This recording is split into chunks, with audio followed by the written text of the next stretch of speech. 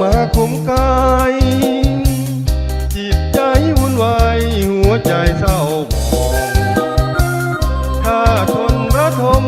บ่มีไผมองมาเห็นแสงทองของพระเยซูพระองค์ทรงโปรดยกโทษให้ข้าพ้นภัยเดี๋ยวนี้จิตใจของข้านั้นได้คงอยู่กับพระองค์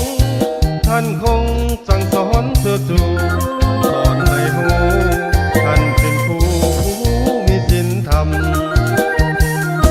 อาจจะจดจำคำสอนพระองค์จะขอลืมลงคงอธิษฐานเศร้าคำข้ามีใจเชื่อในความเป็นธรรมท่านสอนทุกคำข้าจำใส่ใจ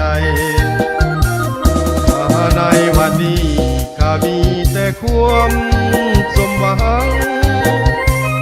ย้อนมีพลังองค์พระเยซูผู้พาไปท่านพาไปถึงจุดหมายที่ตั้งใจไว้วันนี้ข้าจึงพาไปขอมอบดวงใจไว้กับพระองค์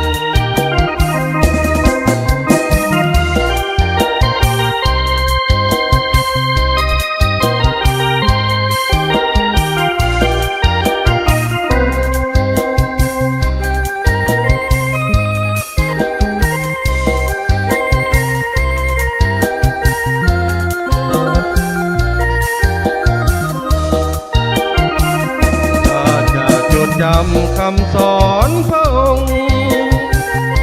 จะพอลืมลงคงอธิษฐานเศร้าคำข้ามีใจเชื่อในความเป็นธรรม